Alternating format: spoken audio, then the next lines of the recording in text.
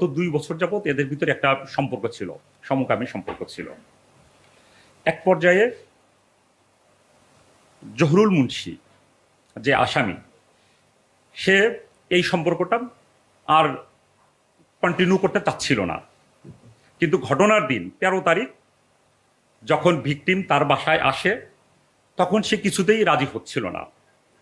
কিন্তু এই যে আসামি খুব ভিকটিম খুব ভয় দেখাচ্ছিল যে তোমার কিন্তু ভিডিও আছে আমার মোবাইলে, আমি কিন্তু এটা প্রচার করে দেব। তারপরে সে দেখলো যে তার তো এরকম খারাপ একটা ভিডিও আছে তার ফোনে, এটা যদি প্রচার করে যায় তাহলে তার একটা বড় একটা সম্মানহানি হবে। সেটা চিন্তা করে সে তৎক্ষণাৎ তাকে একটু প্রহার করার জন্য, দ্যাট মিনস তাকে আঘাত করার জন্য সে উদ্বুদ্ধ হয়। তখন একটা ছুরি দিয়ে তখন তার ঘাড়ের এখানে একটা পোজ দেয়। ঘাড়ে পোজ দেওয়ার পরে রীতিমতো ব্লিডিং হতে থাকে।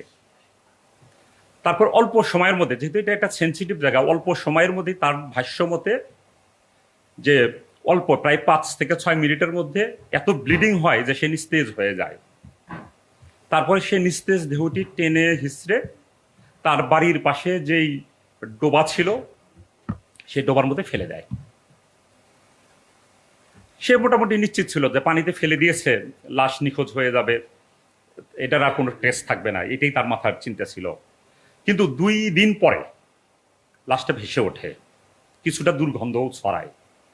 তখন সে যেই ছুরিটা ছিল ওই ছুরি দিয়েই লাশের পেট কেটে জিআই তার দিয়ে তার পেটের সাথে 2টা মাটির বস্তা, বালুর বস্তা বেঁধে ডুবিয়ে দেয়। পুলিশ লাশ উদ্ধার করে ময়নাতদন্তের জন্য থানা এবং এই বিষয়ে একটি হত্যা মামলা রুজু হয় এবং মামলার তদন্তকারী অফিসার আমাদেরকে যখন র্যাব 10কে অধিযাচন দেয়, তারপরে আমরা অতি অল্প সময়ের মধ্যে গ্রেপ্তার করি।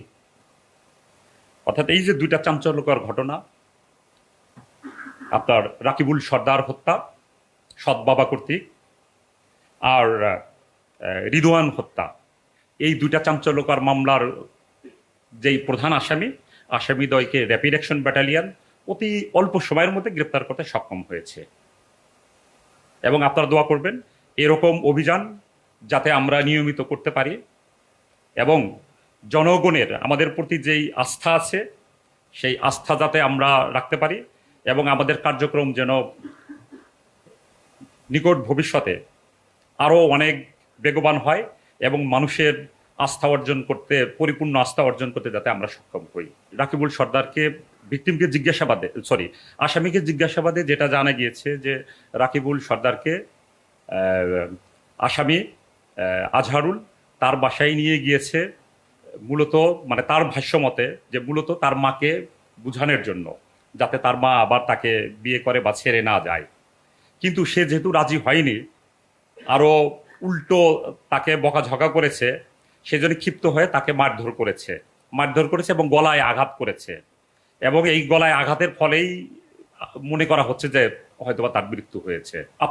আপনারা ইতিমধ্যে জেনেছেন যে আসলে 2টা মামলারই কিন্তু 2টা ঘটনারই কিন্তু মামলা হয়েছে।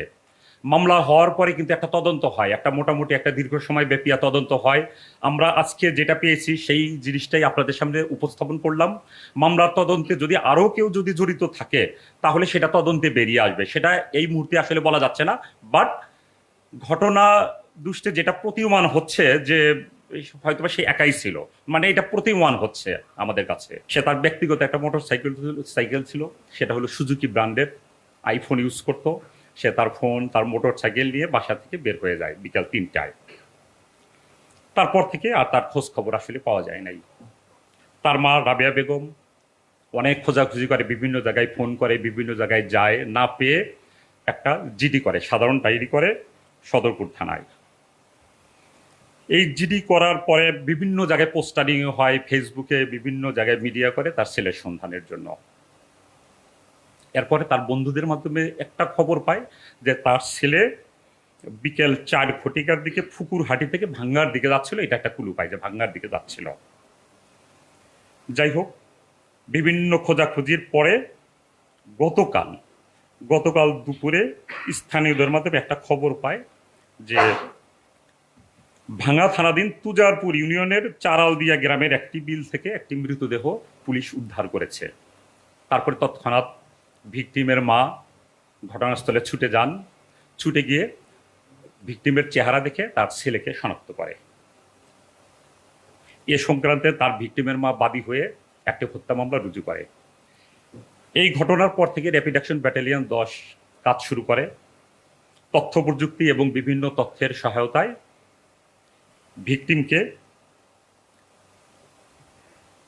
গতকাল রাতে চালালদি এলাকায় অভিযান করে তাকে গ্রেপ্তার করা হয় এবং অভিযানের সময় ভিকটিম যে ব্যবহার করতো তার সুজুকি মোটর সাইকেল, তারপর তার মানিব্যাগ, তার আরও অন্যান্য যে তথ্য সেই জিনিসগুলো উদ্ধার করে। এখানে ভিকটিমকে যখন আমরা ফার্স্টে গ্রেপ্তার করি, ভিকটিমের তথ্য মতে আমরা মোটর সাইকেলটা উদ্ধার করি আপনার মাদারীপুর জেলার শিবচর এলাকা থেকে, একটা মাদ্রাসা থেকে আমরা উদ্ধার করি ভিকটিমের মোটর সাইকেলটি। তারপরে ভিকটিমের যে রক্ত মাখানো কাপড় চোপড়, তারপরে ভিকটিমের মানিব্যাগ, এগুলো আসামির বাসা থেকে উদ্ধার করা হয়।